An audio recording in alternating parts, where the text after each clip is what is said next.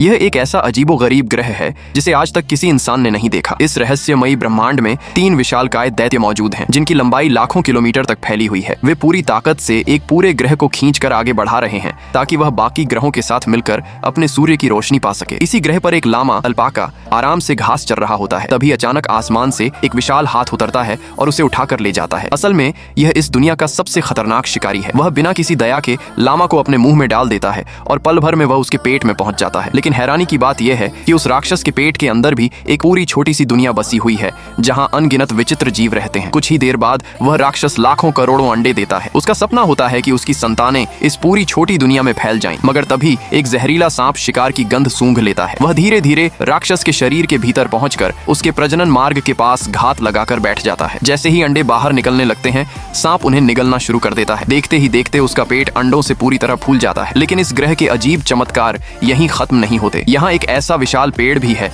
जिसके तने पर इंसान जैसा चेहरा बना हुआ है। उसके पास किसी भी जीव की हूबहू नकल बनाने की अद्भुत शक्ति है। जैसे ही एक छोटी चिड़िया उसकी शाखाओं के बीच से उड़कर निकलती है, उसी पल उसकी एक बिल्कुल वैसी ही प्रतिकृति बन जाती है। दोनों चिड़ियाओं साथ उड़ने लगी हैं, लेकिन अचानक उनमें से एक घने बादल में घुस जाती है। वह बादल कोई साधारण बादल नहीं बल्कि जीवित शिकारी होता है जो उसे पल भर में निगल जाता है। दूसरी चिड़िया किसी तरह बच निकलती है, लेकिन अगले ही क्षण एक विशाल मुंह उसे भी अपने अंदर समा लेता है। मगर कहानी यही नहीं रुकती। उस विशाल मुंह वाले जीव पर अचानक सैकड़ों मीटर लंबा एक महाविशाल पक्षी हमला कर देता है। दोनों के बीच भयंकर जीवन मरण का संघर्ष छिड़ जाता है। उधर इस दुनिया के दूसरे कोने में 2 रहस्यमयी फूल खेल रहे होते हैं। तभी एक विकराल छिपकली ड्रैगन अपने विशाल पंजे से उन्हें पकड़ लेता है। वह उन फूलों को मसलकर पेड़ की छाल में लपेटता है, फिर उन्हें जलाकर धुएं की तरह खींचता है और कुछ पल के अजीब नशे का आनंद लेने लगता है। इसी दौरान गहरी घाटी में एक विचित्र रेंगने वाले जीव का पीछा 3 आदिम शिकारी कर रहे होते हैं। वे पूरी ताकत लगा देते हैं, लेकिन वह जीव एक लटकती हुई रस्सीनुमा संरचना के सहारे भाग निकलता है और इस ग्रह से बाहर चला जाता है। तब पता चलता है कि ये रेंगने वाले जीव असल में